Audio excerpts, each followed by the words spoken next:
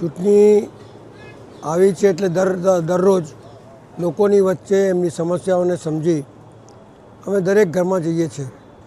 એટલા માટે કે અમે તો 7 જ જણ ચૂંટાયેલા હતા, એમાંથી આ વોર્ડમાં 2 જણ છે અને 2 જણ હોવા છતાં પણ અમારા કામનો હંમેશા અવરોધ થતો હોવા છતાં પણ લોકોની શું સમસ્યા છે, લોકોને પાણી મળે છે કે નથી મળતું, પાણી મળે છે કે ગંદુ મળે છે, આ બધી સમસ્યાઓની વચ્ચે જઈ લોકોની જે આક્રોશ છે એ સાંભળવાનું, એ આક્રોશને કઈ રીતે આપણે હલ કરી શકીએ એની સમાધાન શોધવાનું, આ બધું કામ અમે ચારે ચાર જે ઉમેદવારો છે એ લોકોની વચ્ચે જઈ રહ્યા છીએ।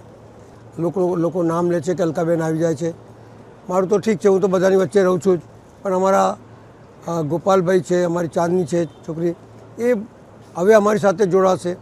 જેમ કે સ્લોટર હાઉસ છેલ્લા 30 વર્ષથી હું લડું છું, વિકાસની વાતો કરનારાને હું કહેવા માગું છું કે 30 વર્ષમાં તમારા કાન ખુલ્યા કે નહીં? લોકોને દુર્ગંધ મારે છે, લોકો માંદા પડે છે, કોઈ દીકરીઓ નથી આપતા, એવા ઘણા પ્રશ્નો આ શહેર અમારા વોર્ડ નંબર 16 છે।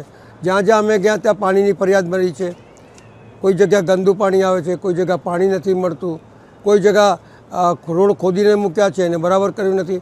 એટલે રણથંભી વિકાસ, અમારો વહીવટ પારદર્શક છે, પણ લોકોની વચ્ચે જઈએ તો એ આરપાર વહીવટ દેખાય છે એવું મને લાગે છે। પણ તોય છતાં અમે એમની વેદના, એમના આક્રોશ બધું સાંભળવા માટે દરરોજ નીકળીશું અને જેમ બને તેમ એમનો આક્રોશને ઠંડો પાડવાની કોશિશ કરીશું।